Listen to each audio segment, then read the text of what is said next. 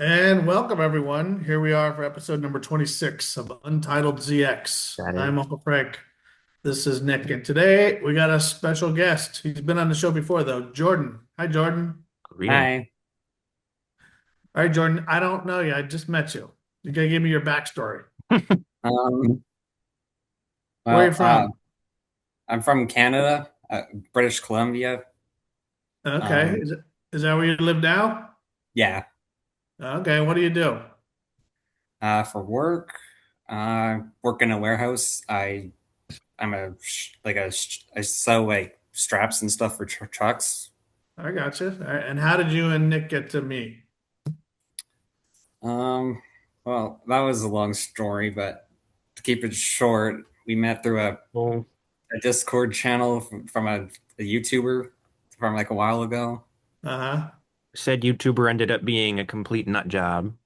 Oh, really? Yeah. Been on a trying to sort of reveal his true nature to his weird group of followers who are mostly children. But And how Yeah. did you're into movies, Jordan? How'd you get into movies? Uh, I've always been kind of into movies since I was like about 5 or 6 years old now. Yeah. So, All right. All right. uh, Well, welcome to our podcast. We got some interesting topics this week. yeah, we've got Uh, quite the so agenda. we're going to do a little bit. We have several teasers, I think, Yeah. around that have come out. We got a top five list, which Nick doesn't always like to do top five lists, even though I tell him to. And we got a movie review, which is Evil Dead Burn. Yep. And Jordan, see, here's the thing. Normally, I know nothing about these movies or these teasers. So, sort of the whole point of this is I get to ask questions and you have to tell me what I don't know. Yeah. okay. Sound good? Yeah, that's usually how it goes, and we'll be a little more on the rails than last time. And I've just nope, my notes are going crazy right now. Let me Oh boy. screen them again. There we go. How's your week, Nick? You had a rough week. I had a horrendous week. Yeah, what happened? I crashed my car. Yes. Yikes. So sad. Yes. Used to And be this was your a car car. that I used to drive. Yeah, and then you left it in Grandma's parking lot for like a And, year. and then Nick took it over and yeah, now it's gone. Hey, it lasted me 5 years. It was old as That's hell. pretty good. Any luck finding a new car yet or no? We're still looking. I don't know what exactly I'm looking for because I'm letting mom handle most of the shopping because I don't know what most of these cars, the differences are. So Right. I I'm like, gotcha. find me one that's cheap, has low mileage, and has decent enough safety features so that should I crash again, I don't die Right. because I'd Smart. rather not. Yeah. That's all you really need. Yep. All right, let's start with the first teaser, Godzilla minus zero. I thought it would be a full trailer. I was Yeah. wrong. It was like a 30-second teaser, but this gave away a little more of the narrative going into this. Now, I loved the first movie. It was the first Godzilla movie I've seen, and of the three I've sat through, or sorry, four I've sat through, that's still the best one. My biggest sort of skepticism going into this was that sort of the first one felt very complete. It felt like a complete narrative, a complete film. And it Mhm. didn't feel like a story that necessarily needed continuing, even despite them having a mid-credit scene showing that Godzilla was still alive. This teaser has removed all of my concerns immediately. Yeah. How so? So the thing with this teaser is they show like it's only 30 seconds long, but they show a little more of the human characters who are more of the focus in the previous film. And sort of the way it seems like the narrative's going to go this time around is that they're going to attempt to revive Godzilla, the people who destroyed him, the Japanese, they're going to revive him so that they can weaponize him because of his durability against nuclear weapons to protect Japan from American nukes. That seems like a smart idea. Because Yeah. it introduces an interesting moral dilemma too, which we see a little bit because a couple of the main characters from the first film, you see them sort of going head to head because one of them's like, we can weaponize this, and the other one's like, are you stupid? What do you think, Jordan? Have you seen all the other Godzilla movies? Well, I've seen enough to know that this is a direction of the franchise that I've been most interested in for like, well, since the first movie came out. But yeah, like Nick said, it did feel like a complete project, but apparently the director didn't think so. So quite curious to see what he decides to did with this. Who's He who's the came out director? with Is this. it same director between the movies? Yeah. I Yeah, don't remember his name. It's something in Japanese, but this film was also the first Godzilla film to win an Academy Award. It won Best VFX at the 2024 Oscars. So the first Oscar in a 70-year history. For And yeah, yeah, Godzilla. I do think the direction that the Japanese like Toho studios have been taking Godzilla has been a lot more interesting than the direction the American studios have been taking. Legendary Pictures and Warner Bros. Have been doing the American MonsterVerse movies, which are more just CGI schlock. I mean, they're entertaining enough for what they are. And the next one, actually, I'm actually going to bounce a bit off topic here just because there's something that because there is another American Godzilla movie coming out like 3 months after this one. Oh, really? They tend to do this happened last time too, because when Godzilla Minus One came out, it was like December of 2023, and then the next American Godzilla and Kong movie came out in March of 2024. So this is the yeah. same way, November this year and March of next year. Although the thing that's kind of interesting, that's made me marginally more interested in the next film, is that they've got a decent cast, like Jack O'Connell of Sinners and 28 Years Later fame is in it. The late Sam Neill, who unfortunately passed this morning, in his Yeah, I final. saw that. That's crazy. Yeah. That caught me off guard. I was scrolling at like 1 in the morning on Instagram and I saw that pop up and I'm like, no, no, no, not again. Yeah, But it's been a good week for losses. yeah, because we lost Bonnie Tyler a couple days ago too. Yeah. Yeah, but Godzilla X Kong So Supernova, Nick, when you're up at 1 a.m., are you able to text Jordan? Because it's only like 10 a.m. where he is. So, theoretically, we do Discord watch parties every weekend when I remember to, or when my pirate sites actually choose to work. Uh, right. and half the time we end up staying up playing Fortnite till like 1 in the morning because half of us, it's not 1 in the morning. So That's Yeah. right. Yeah. Nice. That's the advantage of living on the West Coast, I guess. Yeah. it also means they get TV episode drops earlier when they're doing the 9 p.m. drops for like the Star Wars shows or HBO shows. Yeah, it's not For us, fair. for us, it's Yeah, 9 p.m. Over there, it's 6 p.m. it's not Granted, Yeah. right. granted, It They used really to should be flip it it around. used to be midnight over here for releases. So yeah, I'm kind of happy they changed that. yeah, yeah, Yeah, that would be way too late for us. Yeah. I go yeah. to bed at 10 o'clock, so I don't see any of them, no matter what the time. Yeah, fair enough. All right, let's keep going. A top five list. I always love a top five list. This top five list is going to get me probably executed on the streets of Chicago, but Oh boy. Well, you plan on going to Chicago? no, because I'd like to keep my head. All right. Well, you don't even have a car, so you can't go there. So, No, but I might end up in New York or Philly, and those are just as bad. So, hmm. All right, let's do it. Top five Spider-Man films. yeah, I'm decided to do this because, well, partially because I needed content, but also partially because the next film, Brand New Day, which I don't have overly high hopes for, but either way, that's a big blockbuster release in a couple of weeks, so Yeah, might as we'll well see. milk it for content. We'll see where it fits, I guess, in this list. But what Yeah. do you think? What's number five? I started the list with the original Sam Raimi Spider-Man film, which I'm not huge on that trilogy. I'm not huge on either of its sequels, even though a lot of people hold the second one to a higher regard than the first. But the only one that don't ever really stuck with me was that first one.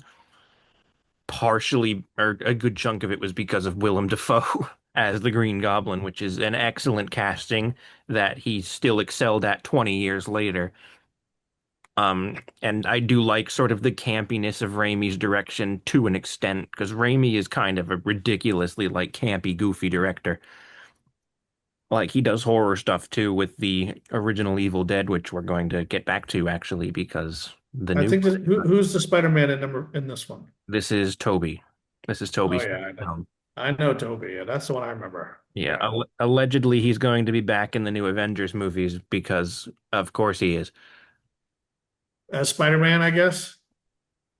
Yep. Okay. Yeah, it's rumored that in the opening scene, his universe is going to get destroyed by the X-Men because they're going to be colliding or something. I don't know. That'll be the very end of Spider-Man and his universe, I guess. Yeah, there's been a couple different versions of that plot rumor because a couple of them said that Toby dies with his universe at the beginning of the movie, but there was Mhm. another version of the plot in which he survives and goes to like the multiverse TVA group and works with Mhm. them to try and like fix whatever the hell Doctor Doom's up to.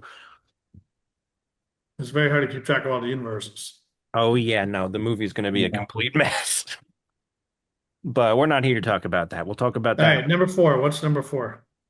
This one is, I guess, the most recent live action one, which came Hmm. out in 2021, which was No Way Home, the third and final installment of Tom Holland's first trilogy. He's Hmm. getting a the plan is to have allegedly to give him a second trilogy starting with Brand New Day this year. That's so crazy. Six movies. Yeah. Wow. He's the only Spider-Man who got more than one full trilogy because Tobey only Right. got one trilogy and Andrew Garfield didn't even get a full trilogy. He got two and then they gave up. Because then Zendaya's in this too, right? The new Yes, one. Yeah. Yeah. she's in all four of Tom's, which That's probably why Tom is getting the second trilogy, right? Because if they fired Tom, then Zendaya would go away, of because course, right? they're married. Because they're married, and so then, yeah, that's why. I Don't you mean, think? that and the fact that his movies have been hugely profitable. No Way Home is the only Spider-Man film to break, I think, almost $2 billion. And this Hmm. was like right after COVID. Like the box office was not doing so hot this in 2021 because the Hmm. COVID restrictions were only just starting to be lifted in that back half of 2021 and people were still incredibly cautious. But despite that, this film broke 1.9 billion at the box office and it's definitely not the best Spider-Man movie. It has its problems, partially because I have a very strong disdain for movies that use fan service and nostalgia as a crutch to make up for lackluster storytelling. And I do think this one had kind of weird narrative decisions in the first act, particularly the dumbing down of Doctor Strange. They made him kind of an idiot. But Yeah. I think the thing that makes this work more than something like Deadpool and Wolverine or The Flash or Multiverse of Madness is that I feel like the way these sort of legacy characters are incorporated serve the narrative instead of existing to take away from it, and more less so the narrative and more so Peter's sort of character arc in this film, which is very much about him making a catastrophic mistake and having to fix it after Hmm. after having not only to fix it but have to lose everything to do it, which I think that's the one thing that does have promise about Brand New Day is this is the aftermath of him making this catastrophic mistake and then having to literally lose everything to fix it. Aunt May dies. He has to make it so everyone he's ever been close with, everyone in the world has no idea who he is. Some big consequences then, yeah. Yeah, they end up tying it back to the whole great power, great responsibility line, which seems to be a Of thing in course. that's like kind of just like classic Spider-Man, like you've got to incorporate that in some capacity. And this is sort of again, he's talking to Doctor Strange, who's trying to prevent a complete multiversal collapse, and he's like, the only way to undo this is so that to make everyone forget who you are, which results in everyone he's ever loved, everyone he's ever cared about, forgetting who he is. That's a And tough one. he also has to subvert a desire for vengeance against the Green Goblin, once again portrayed by the wonderful Willem Dafoe, who is doing all of his stunts at the age of, I believe he was 66 when he shot this. Crazy. He was as brutal as ever, if not more so. I think actually I liked his performance more here than I did in the original film because yeah, he still has that degree of campiness, but he's brutal in this movie. He is Hmm. kind of just intense. The way he composes himself, the way he fights is it's not like as flashy as you'd think see in some of the other Marvel movies. Like he is aggressive. He's He's usually a pretty intense actor. yeah, and he was Yeah. great here. The whole final fight, like you have the big fight with all three Spider-Men fighting together, but that wasn't the part that sort of stuck with me as much as that final fight between just Tom, Spider-Man, and Green Goblin, and Toby and Andrew were there too, but Mhm. I think that final fight between the two of them was sort of just really good because you see sort of it's more brutal on both parts. You see the main MCU Peter Parker sort of almost go full like brutality, like to the point where he's willing to kill Green Goblin, and Toby steps in to stop him. So almost crosses the line. All right, what's number three? This is the first film in Tom's trilogy, which I think is criminally underrated with Spider-Man Homecoming. Um, this came out in 2017, and Mhm. again, this is Tom's first movie. I think Tom's first trilogy was mostly pretty solid, although I think this middle chapter is not on this list because I think that was a lot weaker because that Mhm. retreaded a lot of the same ground in this movie from this film because Yeah. Infinity War and Endgame sort of regressed him a bit to Mhm. being the same character he was at the start of this movie, where sort of we first met Tom's Peter in Captain America Civil War the year prior. He was only a supporting character there, but here this was sort of the aftermath of Civil War, and he's like Tony Stark's protege, but he wants to fight bigger threats when he wants to sort of do things on his own, but he takes risks that could have seriously hurt a lot of people. And it is when pursuing the villain called the Vulture, who is played by Michael Keaton brilliantly. He was amazing in this role.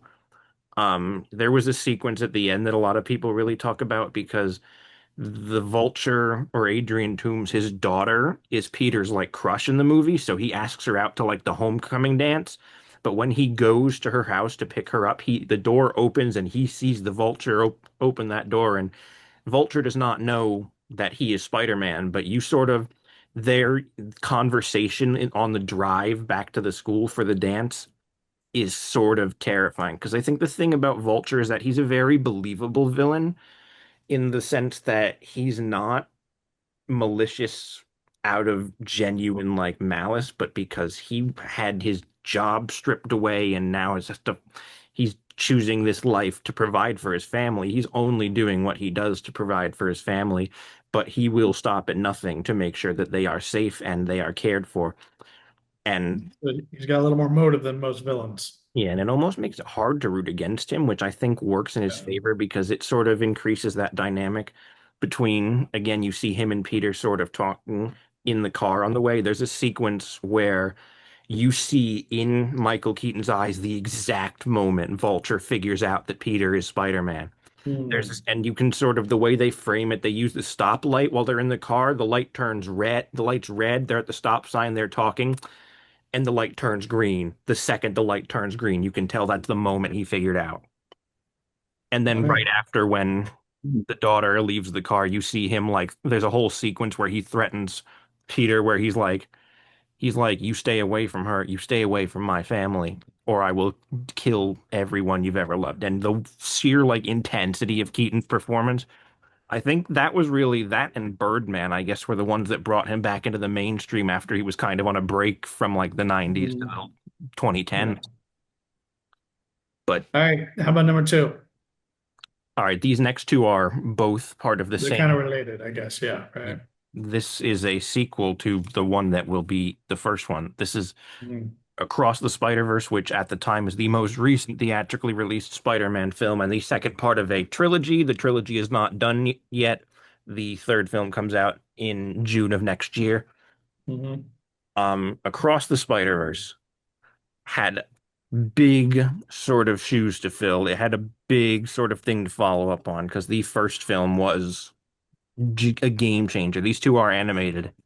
Yeah. But the art style sort of for this franchise, this sub-franchise is sort of the first film revolutionized animation in a way that has only been like Yeah.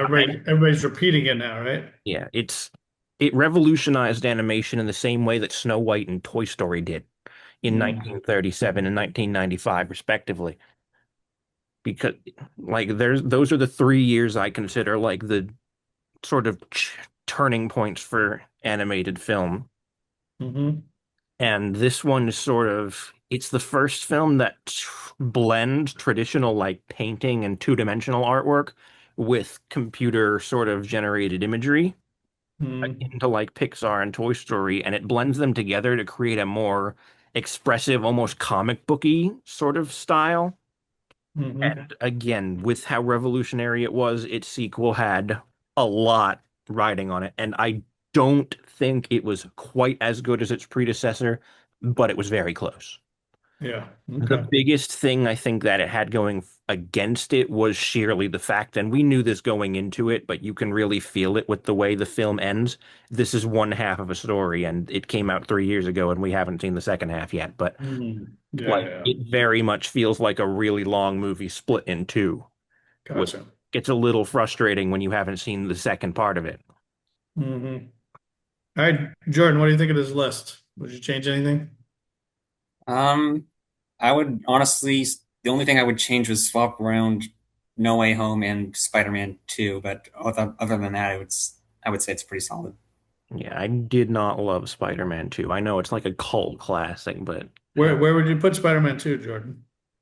I would put it probably number 4, I would Number say. four. Okay.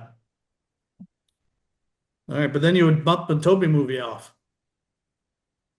I You didn't love the Toby movie? I didn't care for them. I feel like it's probably the weakest Yeah, that of group. Raimi's filmography Hmm. of those trilogy, but that I mean they're reminds still enjoyable. it reminds me I still need to watch his other two Evil Deads. I'm just gonna watch two before I saw Burn, but then I didn't watch two before I saw Burn. Uh, Well, that's a great segue. Let's move into that. So That is next a movie great review. segue. You did it on purpose, right, Nick? No, not deliberately, but we're gonna roll with it Yeah. All right. Evil Dead Burn. And Jordan, I've been told that you're an expert in Evil Dead. Everything Evil Dead. compared to me anyway. um, I would say not an expert, but I know enough about the Okay. at least the newer stuff. Well, tell me to start, Jordan, tell me what the movie is about. What do I need to know? This movie is about this family. They after one of their children dies in a horrific car accident at the start of the movie. They Car get accident. yeah. Hmm. Anyways, they try to get together for like a little family get together at their other son's place. And then as the movie progresses, shit just keeps spiraling from there, then on and on and on.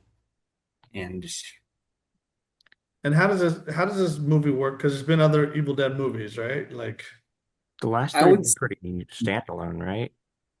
yeah, this one is fairly standalone, but there are two post credit scenes, and the second one it's kind of confusing because it's a direct continuation of Rise, the previous movie that came out, hmm which kind of ended on a them defeating the Deadite, the main antagonist of that movie, hmm and so yeah, I would say this is standalone until up until the second post credit scene.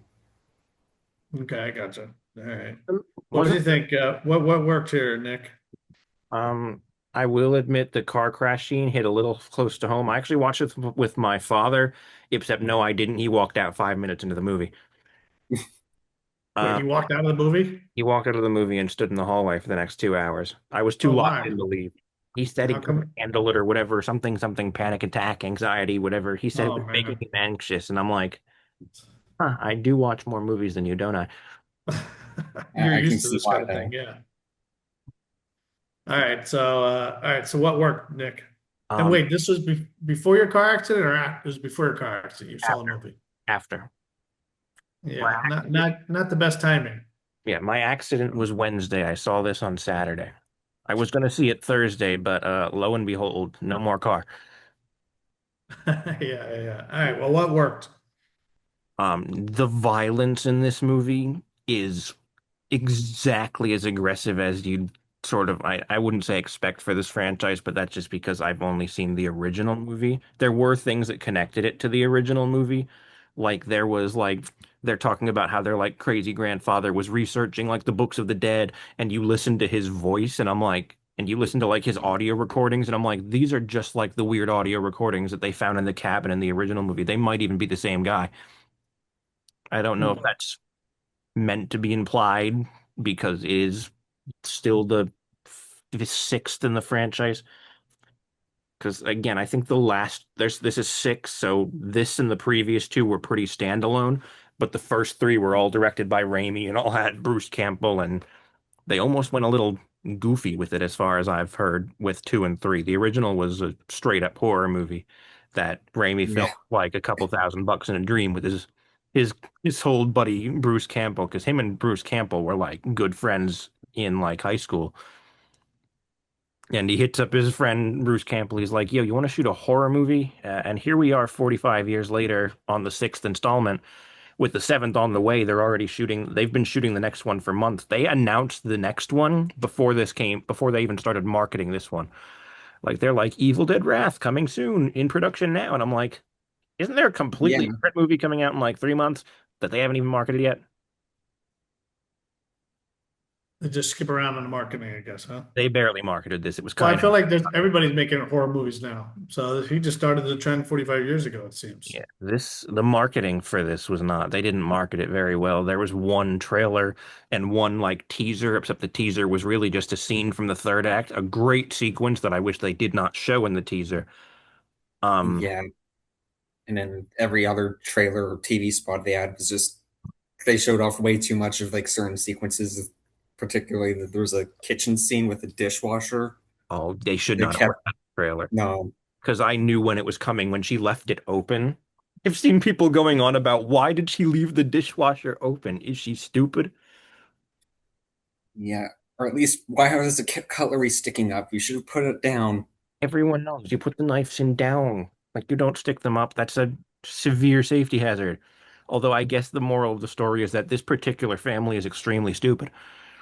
I guess she learned why you put the knives down, Yeah, when I'm assuming. one of the crazy possessed demon people knocked when her son was pushed into the cutlery by his crazy possessed demon girlfriend. Yeah, gotcha. Hmm. Um, Yeah, All right, the so the violence was mean. What else worked? there's a bit of humor in here too. From what I've heard, the last couple were a little back Not on. humorous. Because I think the sort of thing with most horror movies, people wouldn't mind that, but Evil Dead, sort of the original, again, very much a straight up horror movie.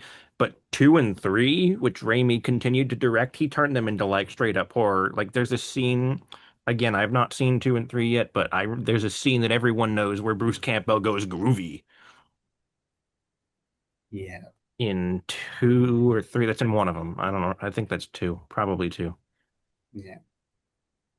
There's a little bit of humor, particularly with the grandma character from this family because she's got crazy dementia. And she I feel like immediately, somehow grandmas are always funny, yeah, somehow. she immediately assumes that the one grandson's girlfriend is trying to rob her, is trying to take her money. Hmm. And there's a scene where she's on like her like escalator thing, her like elevator thing going up the stairs as the girlfriend comes back now possessed by a demon, and she says, "I told you she was here for my money.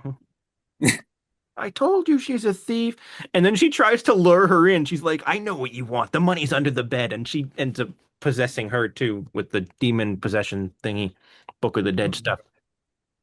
Yeah, and then there's a scene where that girlfriend was like trying to break through the door, and she was like, "Could you please let me out?" And the grandma's like, "Only if you're here to return what you stole." And it's just like, That was his. yeah, sure. That's exactly why I'm here. Um, I do love how the Deadites will play along with that kind of like, okay, yeah, this is kind of stupid, but this will benefit me in the long run. So they just go, That's pretty smart. Usually the evil people aren't that smart either. So, yeah, no, they were playing along with it. all right, yeah, what else? You said you like the main actress, huh? Yeah, her name is, I'm gonna try to pronounce Yeah, go this. for it. Suhila Yakub. I pronounced that probably horribly wrong. This is probably her first real leading role. I've seen her in other movies. She had a supporting part in Dune 2, actually, where she was there for a little bit and then got lit on fire by Fade Raltha. Uh, Fitting. She does a lot of fire lighting in this movie, but Hmm, get it? 'Cause it's called Evil Dead Burn. They burned it. They burned the house down with all the Evil Dead still inside it. makes sense. All right. They killed the All right, so dog. she was good in the movie. Yeah. They killed the dog 3 times. They did oh, not need to kill the dog yeah. 3 times. That first scene with the dog. Oh my God. When the dad They just just went nuts and goes, with the four. That might just be the most upsetting scene in any movie I've seen this year so far, really. They made a horror Okay, movie you entirely guys are about saying it's okay when they kill the people, but when they kill the dog, that's just too far. once Yeah, is already I'm just like that when it comes to horror. once is once is bad enough, but three times after it gets resurrected as a deadite twice. Hmm. Which that's an interesting new concept they introduced in this movie is that they confirm that animals can become deadites, which is kind of cool. Yeah, that's new, huh? Yeah. Yeah, Still, they made a horror movie literally from the perspective of a dog last year and managed to not kill him. So But what did this actress do well that you liked?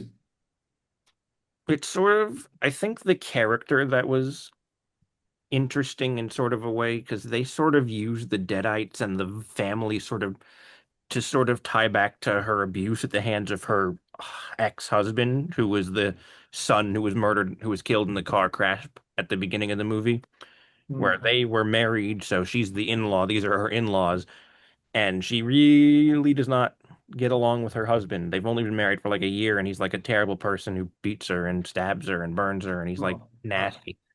And it's like you see at the funeral the siblings and the parents are getting all choked up, and then there's her who's genuinely completely indifferent to this. And you see her sort of slowly but surely lose her mind dealing with the family because they are so insistent on how perfect their little family is. Hmm. And then she sees it devolve into chaos, and the mom, who is so insistent that she's nothing without the family, pretty much lets the Deadites into the house and lets them take over with no concern. Like, oh, they're gonna bring us back together again, everyone. And then the possessed version of the dad goes nuts and starts killing everyone. And there's a one take sequence actually where you see our main character crawling away from the chaos as the dad is like brutally mauling the mom and the son. He's like possessed at this point, and you see her crawling away from the carnage. That was the scene I mentioned earlier that they showed they showed yeah, the entirety of that in the first teaser that they revealed for this movie, and I think they absolutely should not have done that because the nanosecond started. I was like, oh, that's the scene from the teaser, guys. yeah. Like considering how crucial of a part that scene was of the movie, you'd think they would want to keep that hidden. Yeah, especially since that's not one but two different main characters being killed. Hmm. Yeah, I guess only the one because what's her face didn't get possessed until a little bit later, when our main character finally crashed out on the mom, was like, no, you are ridiculous. Your son is abusive and you need to stop pretending that he's perfect. And she's This like, poor oh. woman, she had to deal with her husband when they're married and then as a deadite too. That's terrible. Yeah, the husband does come back at the end too, at the very end, because his car was lit on fire. So he's a Hmm. deadite, but he is not in very good condition. I mean, he's been charred to a crisp. His like some of his ribs are hanging out. Like he looks bad. back And of his head was kind of like split open a little bit too. yeah, like he's in nasty condition, but they kept him sort of out of the movie. They had it so like his presence sort of drove the whole thing forward, even though he wasn't physically present for the majority of the runtime. And then he comes Hmm. back at the end and he's like the big final boss. And I think that's where my biggest gripe with the film comes in. The CGI on him did not look convincing at all. No. What do No. you think, Jordan? You agree? Yeah, I mean, they didn't really show him a whole lot during that final sequence. It was really towards like the end of that final confrontation when our main character Alice had her hands just like gouging into his head. You could really kind of tell that it wasn't all that like great. Yeah, Yeah. from a distance, like there were plenty of shots where you see like his silhouette and you see like the ribs hanging out. That looked fine, but when you got like close-ups of him and his like charred body, he just looked horrendous. Yeah, Yeah. which is a shame because like the rest of the Deadites looked fantastic, especially when the dad was like shooting himself in the head multiple times with his handgun, and you could Yeah, just see like all the the spots on his head is like that were just split right open. Oh my the gosh. It brain. looked like it looked really practical, but it looked really well done. But it was just like, Well, you're surprised in the end they would use CGI for a close up like that. Yeah, I for feel Will. like it made sense because of the state his body was in. Because they built up to it pretty early on, where the dad goes in to see his son's coffin and say goodbye, and the son's hand, which is burning, bursts out. And he burns his hand, and then possesses, gets the dad possessed. And you Hmm. only see his hand, and you see how bad it looks. You see how sort of messed up his hand is. You see how like Yeah. horrendously charred it is. It's like, yeah, no, he's gonna look like nasty, nasty, even by Deadite standards when you see his full reveal. And what do we know about this director, Sebastian? He's French. He's That's done a lot all. of smaller and indie projects that I don't think. This Yeah, is his first big project. Yeah, yeah. I Hmm. think the more modern era of Evil Dead has been a lot of just letting a bunch of smaller directors do their thing, which has inadvertently gotten several of them bigger, actually. Because ever since the 2013 reboot, which was directed by Fade Alvarez would go on to direct Alien Romulus in 2024, which is at the moment the latest installment of the Alien franchise. Or Hmm. Lee Cronin, who directed Evil Dead Rise, would go on to do. We talked about this a couple months ago because that came out a couple months ago. His reimagining of The Mummy, which in retrospect feels less like a Mummy movie and more like another Evil Dead movie. He just did the which I same think thing over was again. originally the plan. Was originally that was going to be an Evil Dead movie, but then the studio said no or something. They're like, Oh, well, really? Oh, and wow. I think it was meant to be Yeah. its own thing, but the studio, it was meant to be its own thing, although like narratively it was very much an Evil Dead movie. I mean, they're talking about how what's her the little girl was possessed by freaking they're like the Egyptian Book of the Dead, and I'm like, okay, so this is just what if the Necronomicon was Egyptian? Got it. Hmm. All right. Well, what's your overall rating, Nick? I think it's like an 8.5 overall. All It's been a right. very good year for horror between this and Obsession and 28 Years Later, and there was definitely something else I was thinking of, but it's evading my mind right now, so we'll come back to it. Should I think about it? Frankie keeps seeing that movie, The Room. Is it Rooms or Backrooms. Backrooms? He's now seen that twice now. So, Yeah, I thought that one was kind of underwhelming. Well directed, but the characters were not all that engaging. Jordan, what do you think? What rating would you give this movie? I'd give it a 9. I'd say. All right, a little better. And what do we know about the next one?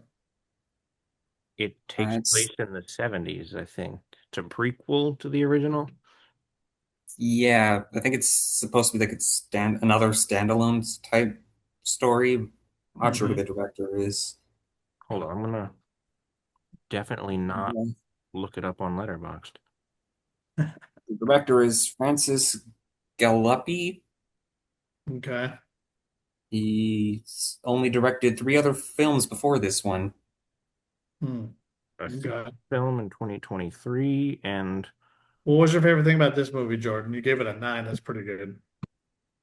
I feel like to me this movie really felt like a the closest we'll get to a proper Resident Evil adaptation with the way that the Deadite interpretation of the family members worked reminded me a lot of like the Baker family from Resident Evil 7.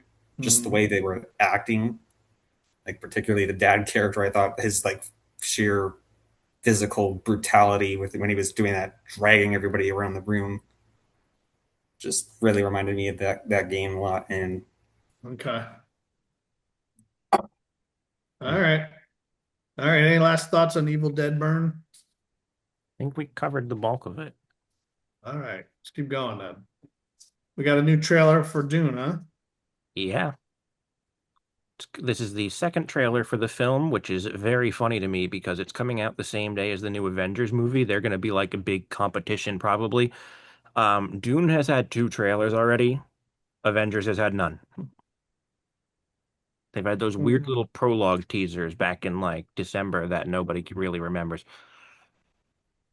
because they all sucked. But Yeah, so that seemed a little weird. So what do we learn in this one?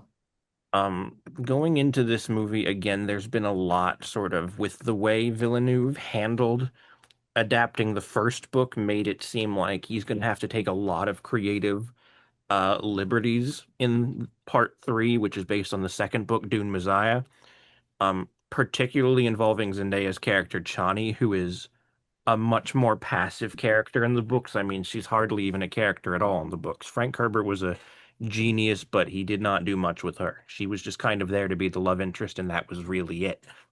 Hmm. But that also severely changes her role in this film because in Dune Messiah, her only role was as the love interest still, and she's expecting Paul's children and blah, blah, blah. But in the second film, which was based on the back half of the first book, she absolutely is not going to be in that state, sort of. She ends up leaving after Paul declares that he's going to become emperor of the universe and start a holy war. And you sort of see the aftermath of that in this trailer. You see a little more of the aftermath of that and how her role's going to be utilized. You're going to see her sort of clash with Paul more, Hmm. Okay. um, which I think is going to be the biggest central change to this story compared to its source material, which I honestly think is kind of interesting because I don't think the second book was nearly as beloved as the first, but so I'm not against them making these sorts of major changes. And there's a couple moments in the trailer where you see someone who looks like her but probably isn't trying to sort of get to Paul. There's a line where she's like, "Even you are still human, Paul Atreides," blah blah blah. And the way it's like, that's not her. That's probably Sightale. And I think Sightale is going to be used in an interesting way. That's Robert Pattinson's character and the book's main antagonist. But I think they're Hmm. going to use him almost in a more personal way this time around because his whole shtick, he's a face dancer from the Benny to Lilacs, which means he's basically a shapeshifter, except it's a much more painful process. I think they're going to utilize him to sort of try and break Paul Hmm. or killing him because he's part of him and Princess Arulin and the Reverend Mother of the Bene Gesserit are all part of this like conspiracy to remove Paul from power to kill Paul because they think he's like a disgrace to their galactic plan or whatever. And Okay. What? Yeah, go ahead. sort of I think the whole thing with him is that they're going to utilize him more. They're going to have him directly confront Paul more, presumably using other people's faces. But it looks like they're almost going to use him not just to get close to Paul, but to try and emotionally break him because he's also got the power of prescience. He can see the future. He can see everything, billions of years of into the future. And Sightale, I feel like, is going to try and exploit his emotional sort of vulnerability, which we see a bit more of. We actually see a bit more of Sightale. You see he has some dialogue in this trailer, which he did not in the first trailer. So we see what Pattinson's sort of doing with the voice here. Hmm. Because Pattinson does seem to love completely doing his voice like entirely differently in his different roles. This seems like an almost, it's hard to, Do you like his voice in the movie the way he does it or no? from the few lines we get here, I do think it's going to be pretty good, although I don't think these were the most exciting lines to be using in the trailer. But on one hand, but in the other hand, it is a trailer. They don't want to spoil these sorts of things for people who haven't read the book.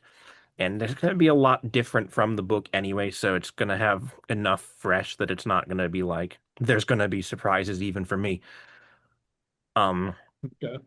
we Yeah. see, going back to Chani, we also see something that I don't know how they're handling this, but we see a shot of her sitting on like a dune in the sand with her twin children who appear to be preteens or teenagers, which is different from how the book plays out because in the book she is pregnant with the twins for the entire second book and then Mm. dies at the very end in childbirth. But Mm. it almost looks like they're going to be born they're going to be born earlier in the timeline. Um, part of and they've been cast already. I don't remember the actress playing their daughter Ganima, but their son Leto 2 is being played by Jason Momoa's son actually. Jason Momoa must have just brought his kid to work one day and Denis Villeneuve was like, "Yo, we can use him. He can Yeah, be go stand over here. go stand over here. You're going to be in this movie now. You're going to put on contacts that make your eyes blue now, guys. Come on." But I think the thing with the twins is part of me thinks she might have been pregnant during part two and had the children much earlier in the timeline so that they're able to be like preteens at this point, Mhm. which I think will definitely change sort of the direction of the story. I'm Yeah, this will I'm make things interesting. curious to see how they do it. I also want to talk a bit about Jason Momoa returning. He was in the first film, but not the second, where he played Duncan Mhm. Idaho, who was like a sword master for the Atreides and a negotiator. Mhm. He died in the first film, but spoiler alert, staying dead is not one of his specialties. He's in the books, he dies all the time and he keeps coming back. Using the Beni Talilacs, who are the same faction that created the face dancers like Scytale, have also created this thing called Golas, which are basically revived clones. And they create a clone of Duncan Idaho called Hate or Height, who is sort of their key to killing Paul. And sort of we see a bit of him just talking with Paul. You see a bit of their dynamic. And that feels very close to the book and sort of the way they compose themselves, where where Paul basically interrogates Height throughout the entire book in an attempt to jog his memory, because the Golas are capable of having the memories of their past life restored, Mm. which is sort of the key part of his role in the book. Is he sort of Paul's sort of continually like interrogates him to jog his memory, basically, so that he once Okay. again becomes Duncan Idaho, which is again a thing that happens a lot in the books. They just keep making more Duncans, and he lives for like 5,000 years because every time he dies, they just make a new one. And he inadvertently becomes the most important and most powerful character in the universe. But we're not quite there with this film. So I think I'm pretty sold on it. The only thing I would think they could have done a little differently is de-aged him a bit, because I do think they said in the book that Height is meant to look like a younger version of Duncan. Hmm. Um, Yeah. I want to talk Well, briefly about the cinematography. Linus Sandgren, who previously has worked on films like La La Land and No Time to Die, is the mhm. cinematographer behind this film, replacing Greg Fraser of Rogue One and the Batman fame, who worked in the first two films. Some people were a bit concerned, but Sandgren's shooting style is really highlighted, especially in this trailer. The way shots are composed and sort of lit here feels very much like something you'd see in like an 80s fantasy film, and I mean that in the most complimentary way possible. You Like, can see a difference from the other films. yeah, you can tell it almost feels like, and we've seen this a bit with films like The Brutalist Project, not The Brutalist, One Battle After Another, and Digger resurrecting the VistaVision format. I don't actually think this is this, but the way it's shot feels very Technicolor, which is something they've not used to shoot in decades. Mhm. All right. What do you think, Jordan? You a Dune fan? Um, I mean, to be honest, my knowledge is limited to really just the first two films. But Hmm. from what I saw from that trailer, I think we're going to be in for probably something special here because we know Denis Villeneuve's track record has been just absolutely spotless so far. So Reminds I me, I Yeah. have no need to reason to watch doubt. Prisoners. I need to watch Prisoners still. I've seen a When does couple this of movie come out again? December. December 18th, right? Yeah. Same day as Yeah, Doomsday, guys. Everyone's going to be doing the double feature, not me. no. Doomsday can Now wait. you, which one are you picking? Take a wild guess. Dune? Must be a day ending in Y. Hmm. All right. Sounds like got a lot of good stuff coming from Dune. All right, let's keep going now. We got Star Wars time. Sounds like some more information came out on Starfighter, huh? Via third-party sources, but this is sort of a big deal because one of the most prominent leakers in the Star Wars fandom, making StarWars.net, they've been MIA for 2 years. They're prior to last week, their last report was in the summer of 2024 when The Mandalorian and Grogu was still filming. They just went radio silent for 2 years, and then one day they just start posting. They're like, "Yeah, we've got some details on Star Wars Starfighter," and they post like 20 posts in a day, and they're perhaps one of the most reputable sources in the community. And a couple other pretty reputable sources would add on to their reports. Uh-huh. Mm. So So what they have to say?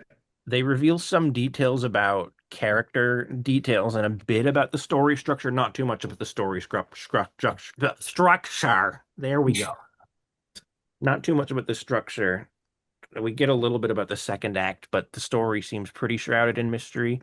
Um, we learn some presumable character names. Ryan Gosling, who will be the film's protagonist, is said to be playing a character named Cade.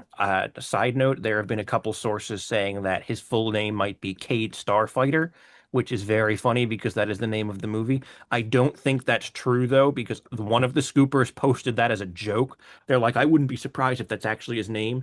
And I'm pretty sure another scooper took that as fact and then posted the same thing with the utmost confidence. Yeah. I'm not counting on that, and if that is the case, I will laugh. But It is Sean Levy after all, so that's true. I would not put it past him.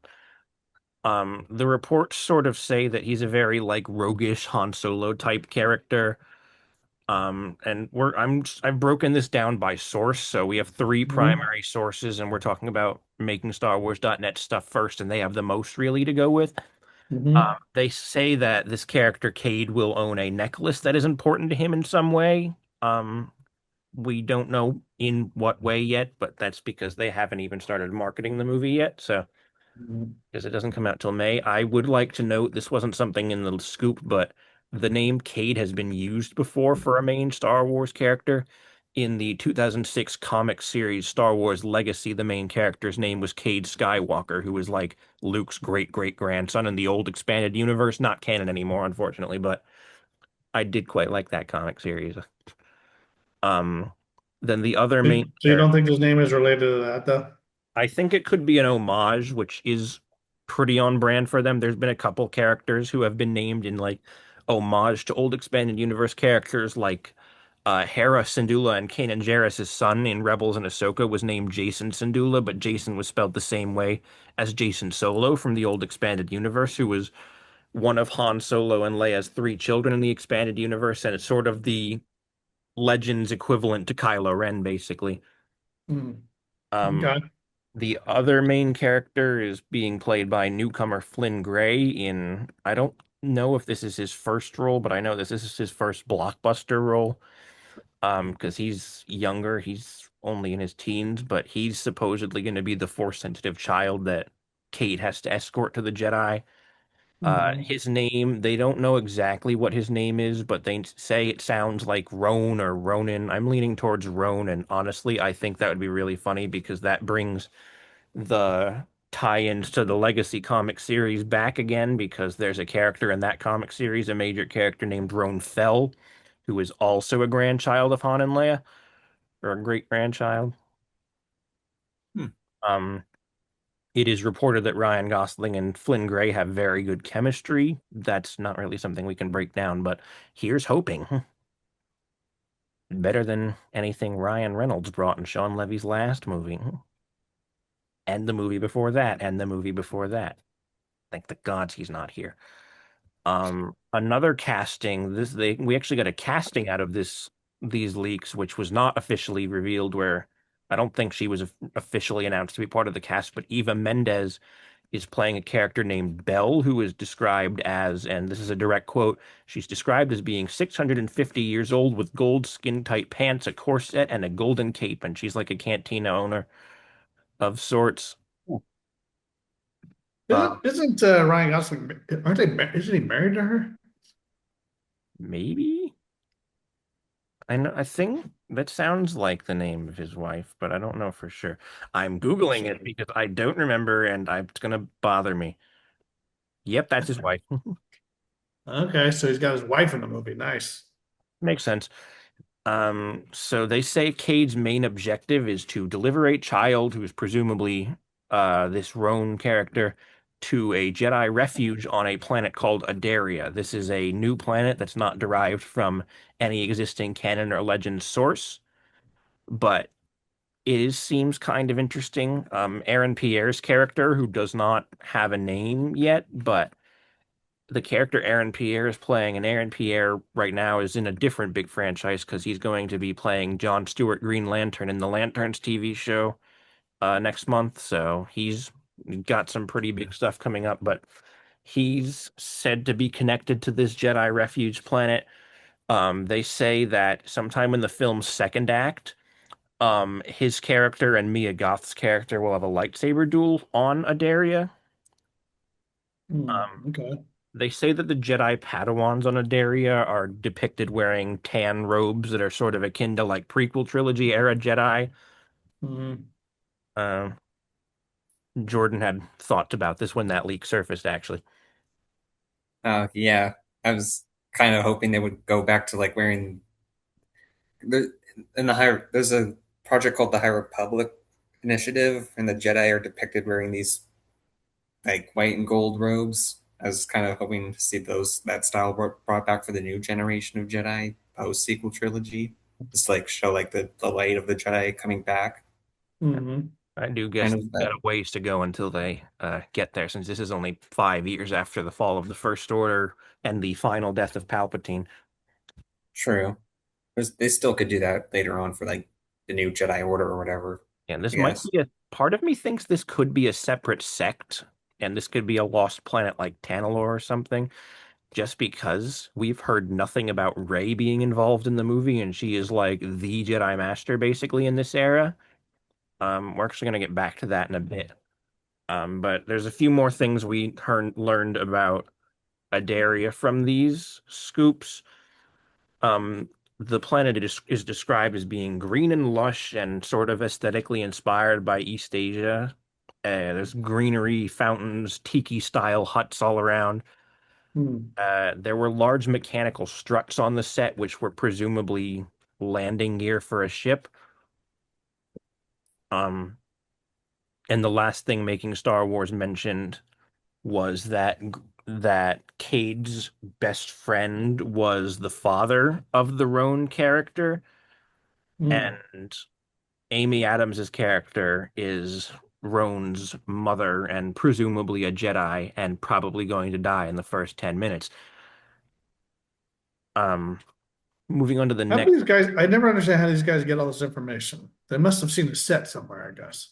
there's plenty of set leaks. There's been official photos posted, so we've seen a bit of like there's been a couple official behind the scenes photos. There's one where Ryan Gosling and Flynn Gray are mounted on a speeder prop, and there's another where they're on this like platform in what looks like an ocean on I guess, an oceanic world, which you know what, we don't get those very often, so it'd be nice to add that variety back. Hmm. Not on Maybe it's planet or anything. Moncala or something.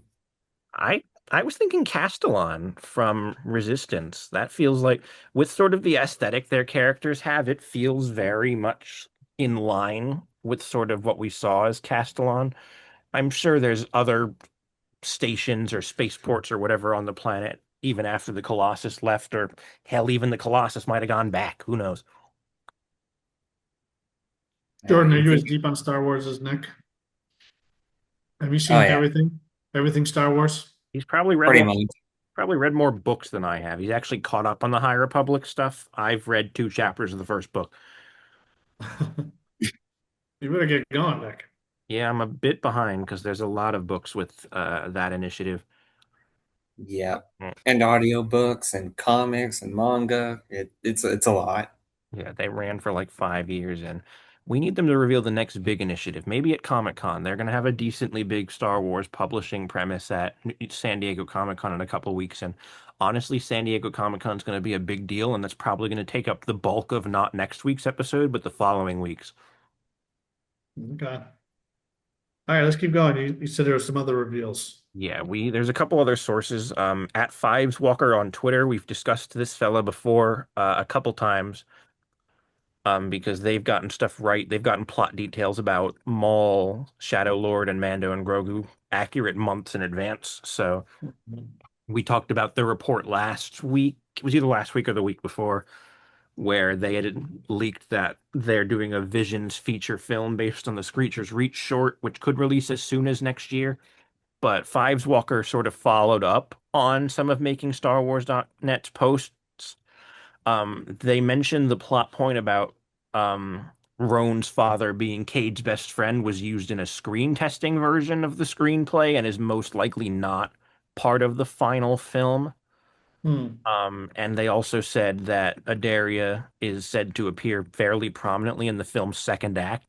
So it sounds like that's going to be like the MacGuffin, like get him to Adaria, get him to the Jedi Refuge, but then they get caught on the Refuge, and there's probably going to be some big twist or something in the third act where Mia Goth's character, who I'm assuming is some sort of like Dark Jedi type character, it captures the heroes sometime at the end of the second act. There's also, I'm gonna jump ahead to something that I put in the wrong spot, but Fives Walker posted something yesterday. It wasn't labeled as a scoop, it wasn't very specific, but they posted completely out of context a post that said, and I quote, Rey is a Jedi, with no further context. No connection Hmm. to anything, which there's been plenty of debate about that with the fandom who've decided that the sequels don't deserve to be canon. But there's been smaller sort rumored sources saying that she would appear in this film, and again, considering the time period, that makes sense. This takes place in 40 ABY, 5 years after the events of the Rise of Skywalker, which means she is actively trying to restore the Jedi Order at this point. So, or rebuild it, build something new out of it.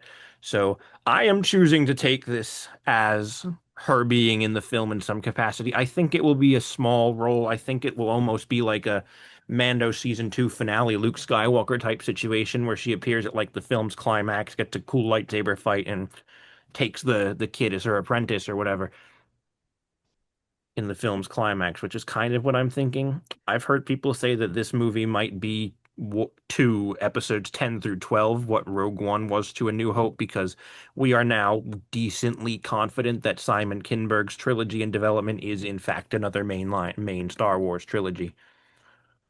Um, Jumping back to our third source, because I jumped around a little bit, featurefirst.net revealed a couple things. I don't know if we trust this source, but I'm going with it because I think it sounds cool. Sort of the vibe this source describes more about Cade's sort of visual design. They say it's reminiscent of like Star-Lord from the Guardians of the Galaxy trilogy, Hmm. and they say he has a leather jacket and dual wields blaster pistols, and he's said to have goggles and a face mask with like breathing apparatuses, which this guy used Star-Lord as an inspiration, but honestly, the way they describe it kind of reminds me of the Luke Starkiller concept art by Ralph McQuarrie for A New Hope. Because I like it when they take inspiration from McQuarrie stuff, but Luke Starkiller, who would eventually evolve into Luke Skywalker, was at one point depicted in concept art as someone who had like a breathing apparatus and goggles and like a chest plate that kind of looked like a Hmm. TIE fighter pilot. This source also reports that Cade's supposed to be a father figure or mentor to Roan, which Hmm. anyone could have gathered, so it's not really a huge reveal, but All right, what do you think about all this stuff, Jordan? You looking forward to the movie?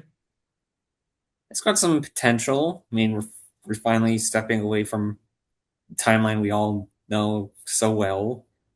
Hmm. I think the thing holding it back, though, is again the director is Sean Levy, and he's not particularly known for taking any ambitious risks with his projects. So we'll Yeah. have to see. yeah, because they keep talking about how this is going to be big creative risks, and they kept telling him not to constrain himself, and I'm like, he constrained himself. Like that's how he. Like Maybe this will be the one he finally breaks out. Who knows? I'm hoping because again, Maybe I've probably mentioned this before, but he's got a pretty solid creative team. His cinematographer, um, I'm blanking audio on his now. name.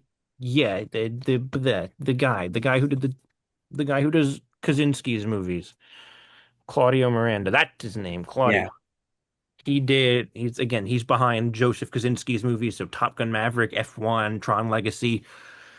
And the composer Thomas Newman is part of the legendary Newman clan of composers. He's also related to Randy Newman of Toy Story fame and Alfred Newman, who composed the iconic 20th Century Fox fanfare a century ago.